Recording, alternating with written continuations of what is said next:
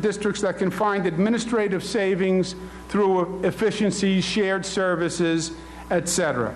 Run those two competitions and actually incentivize performance and change the behavior through the funding mechanism.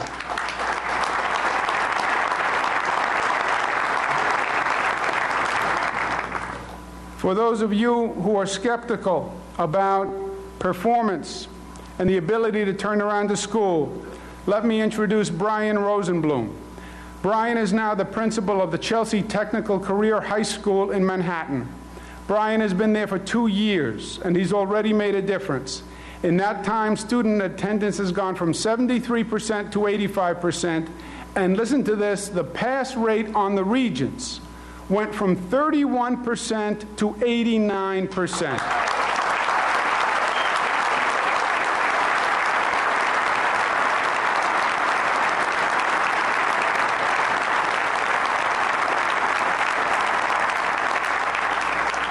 That performance is what we want to incentivize. That performance is what we want to model. And that performance is what we want to applaud. Congratulations, Principal. Thank you for being with us today.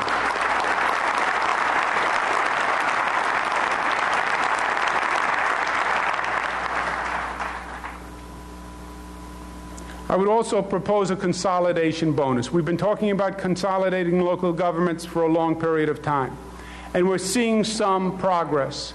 I think if we added financial incentives to the governments that actually consolidate, you would see an acceleration in the consolidation process, and have a bonus fund for local governments that consolidate, merge, or share services, with 50% of the bonus money going to direct property taxpayer relief for the people of that government.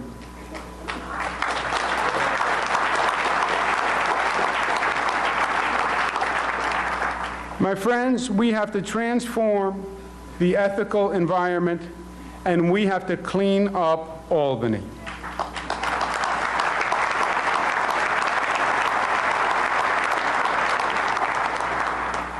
We all have seen the headlines.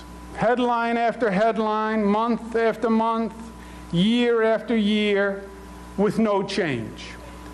Every time there's another headline, there's another cut on the body politic, and a little more trust has bled out. And this has gone on and on and on. I'm familiar with the situation because many of the cases that were in the headlines I was involved in.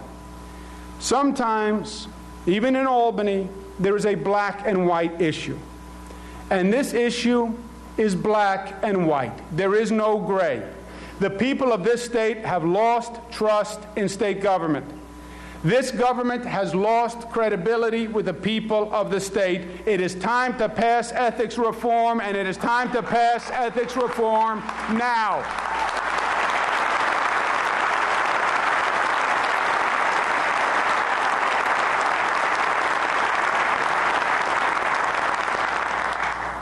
We will propose a Clean Up Albany plan with real reform. This is not going to be a situation where the people of this state will have suffered for years and lost trust, and now we're going to give them a watered-down or half-baked ethics reform bill. They're going to have real ethics reform. We're going to end pay-to-play.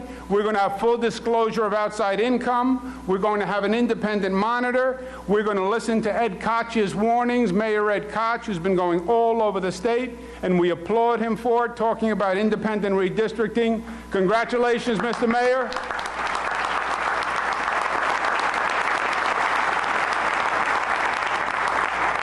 And we need public financing of campaigns.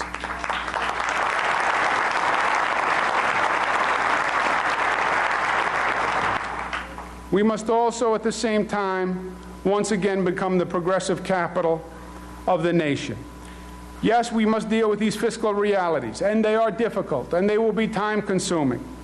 But at the same time, we also have to continue to achieve social progress that made this state famous.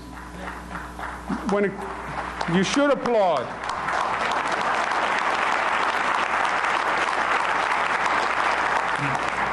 I spent 4 years fighting Wall Street corruption, and I saw thousands and thousands of consumers victimized by the Wall Street corruption. And the question was, where was Washington? Where was Washington? Where was Washington? Where were all the federal regulators? Where was the SEC and OFHEO, that whole alphabet soup of federal regulators? Where are they? It was a good question. There was another question. Where was Albany? Where was our banking department? Where was our insurance department? Where was our consumer protection agency? And yes, I believe Washington was primarily responsible, but I also believe New York could have done a better job, frankly. I believe our current organization is not effective because it is not organized the way Wall Street works anymore. These divisions of insurance and banking and consumer protection don't exist in the marketplace.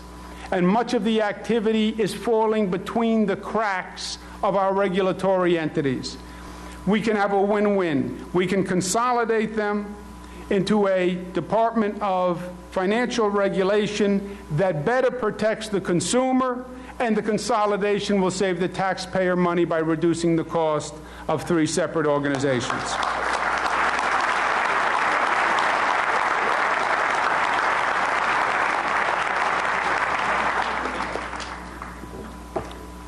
We've been talking about green jobs, and I believe New York has a great future in green jobs. We propose a $100 million competitive grant program that will go to local public-private sector partnerships that come up with the best plans to create green jobs, reduce pollution, and further environmental justice. Let the private marketplace come in. Let them work with the local governments and the local community groups to come up with the best plans. Let's reward performance. Let's incentivize performance. Let competition run, and let us fund the best. That's the Green Jobs proposal.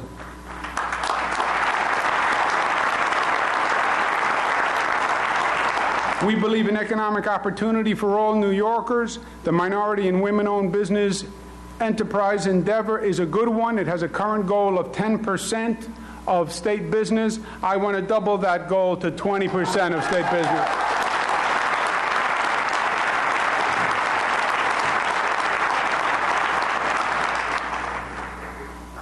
For those of us who are old enough to remember Willowbrook, it brings back very bad memories. When we think about our current juvenile justice facilities, I believe there are echoes of what we dealt with in Willowbrook. You have juvenile justice facilities today where we have young people who are incarcerated in these state programs, who are receiving help, assistance, program, treatment that has already been proven to be ineffective. Recidivism rate in the 90 percentile.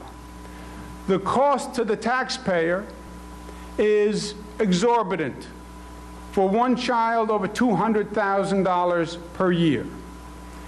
The reason we continue to keep these children in these programs that aren't serving them but are bilking the taxpayers is because we don't want to lose the state jobs that we would lose if we closed the facility.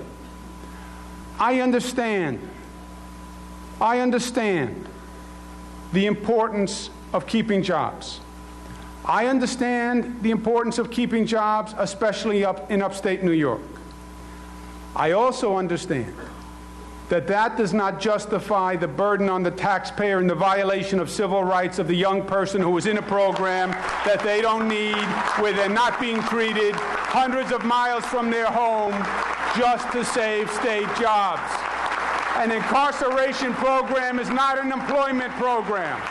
If people need jobs, let's get people jobs. Don't put other people in prison to give some people jobs.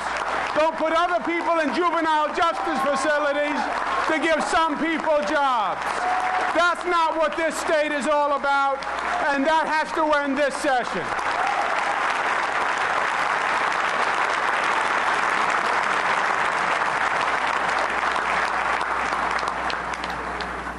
We believe in justice for all. Well, then let's pass marriage equality this year once and for all.